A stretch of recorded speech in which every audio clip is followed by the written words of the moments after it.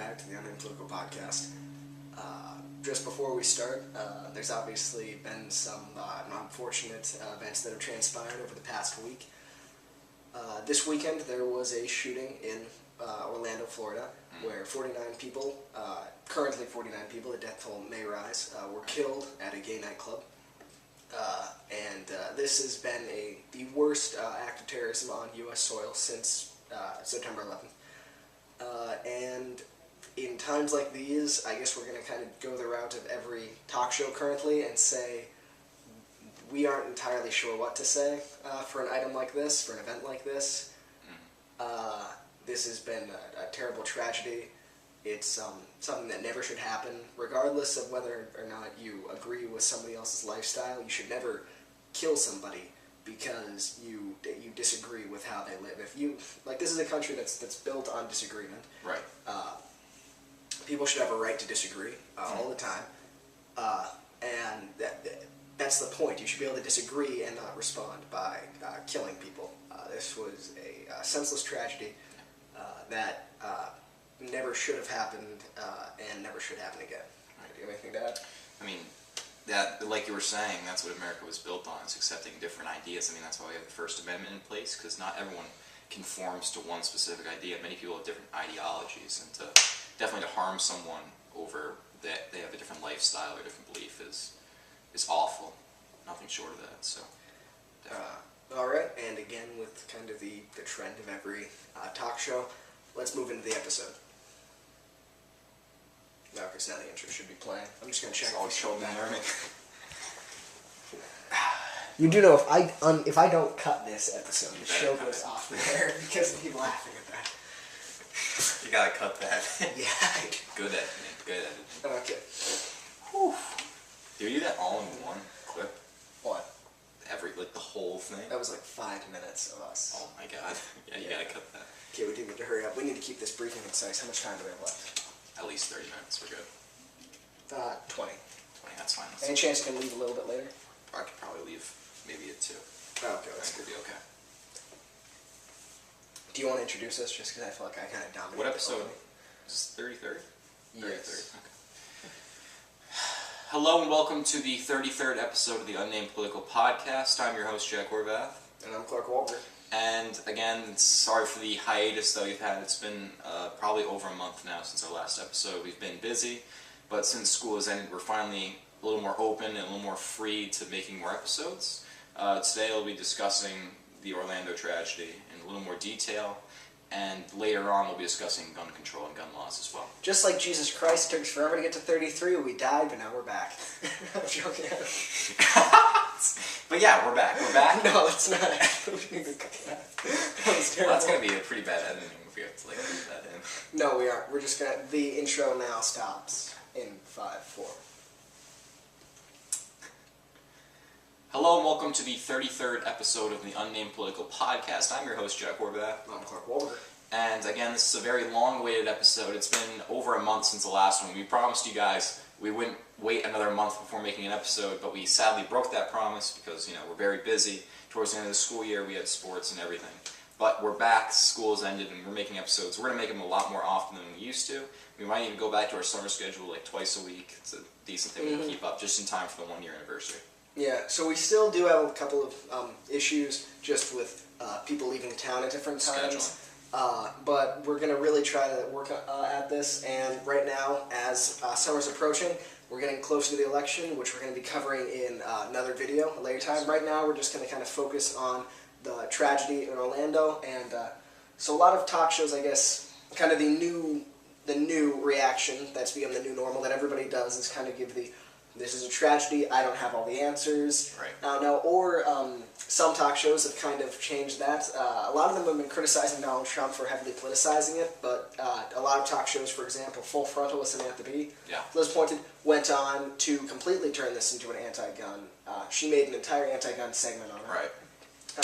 So I guess because kind of the big two topics that are debated back and forth here are Islamic terrorism and guns, I guess we'll try to cover both of those in a brief time. We're going to try to keep these episodes shorter. All right, so you want to start with Islamic terrorism? So yeah, sure, we'll start with that. Obviously, the perpetrator of the attack was a Muslim, his father and mother came from Afghanistan. He was born in America. I think it was New York he was born in. And shortly before the attack, he did call 911 and pledge his allegiance to Abu Bakr al-Baghdadi, who is the leader of ISIS. Right. So he was not a member, but he was clearly influenced by them and supported them. And he was carrying out that group's radical ideology of hate that led to this attack. And at times like this, I think it is extremely unfortunate and really prevalent that we do need to see President Obama and Hillary Clinton utter the kind of the three words we need to hear: radical Islamic terrorism, that have not been used before. And right. Do you think that the United States needs to declare war on jihadists and formally declare war? Because when you declare a war, the difference between just engaging them with drones and stuff and declaring war, there's more implications that come with a formal address of, declaration of war.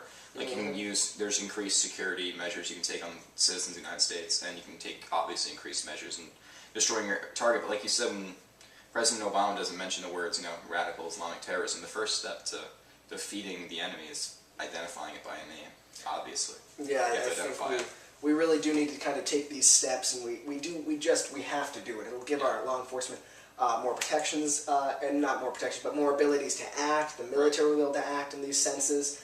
It will, in other words, show that we are not going to continue to allow PC culture to dominate this, but we're going to kind of step forward and take the actions that we need to take. And so this is kind of the main topic that the right has kind of discussed. So I guess we're going to kind of go in a different direction. Kind of try to focus on guns for the next few minutes that we're doing. So after calls like this, one of the number one things that has happened is calls to ban guns. Currently,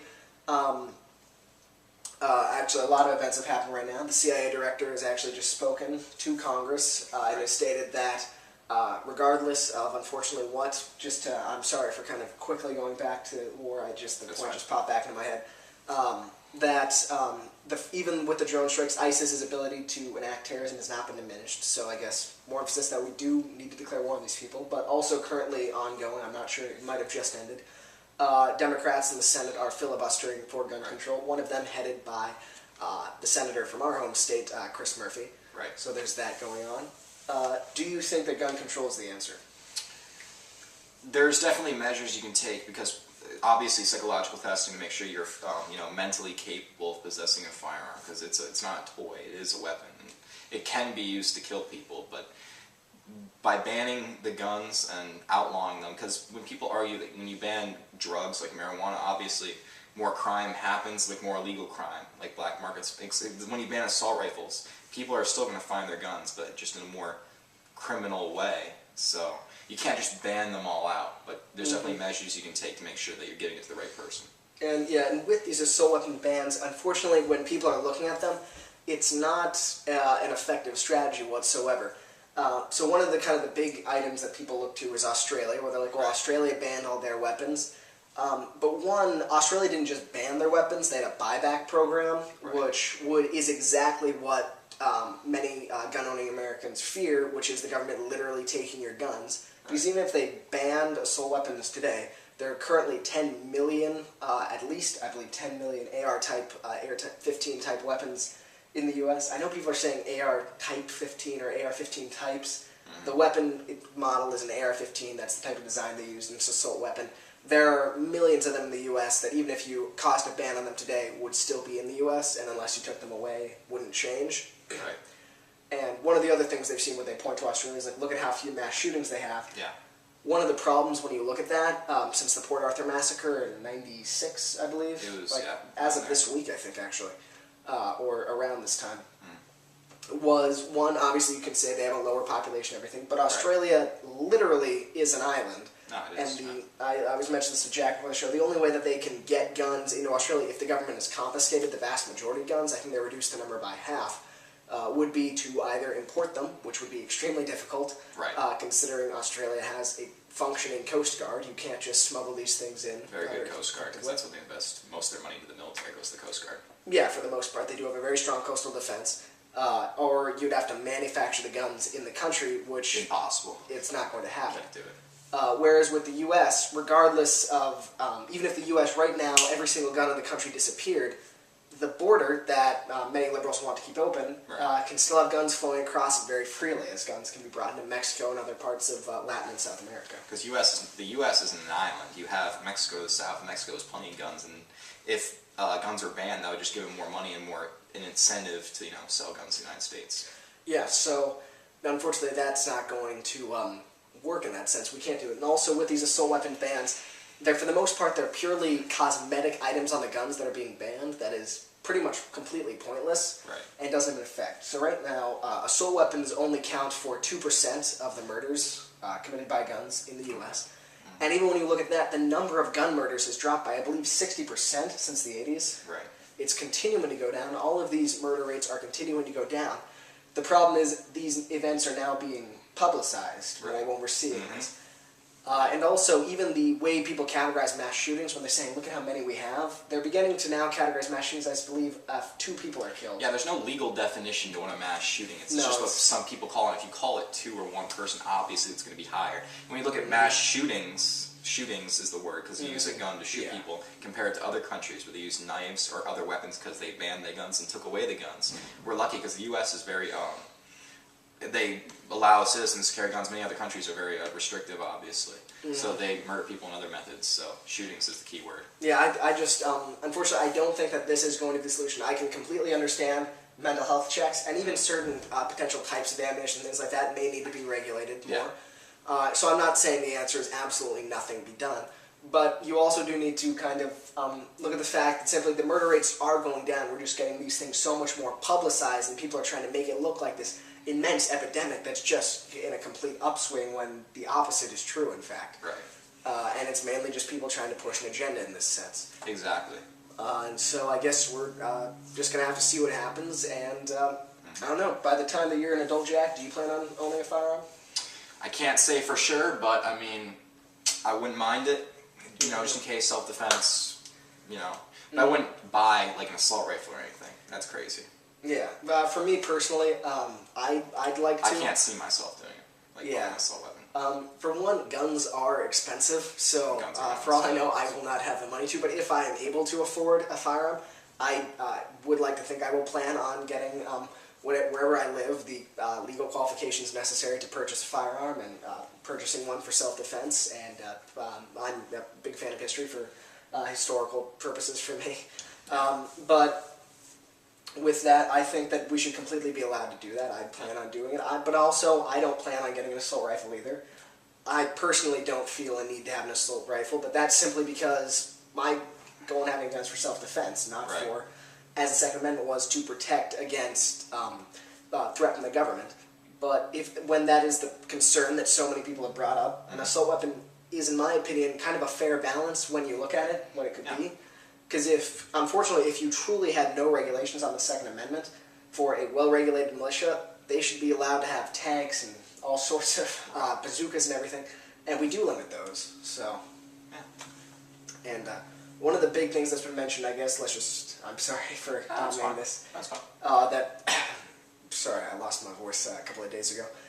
As we've been discussing, is the wording of the Second Amendment with a well-regulated militia. Right. One of the problems with that is.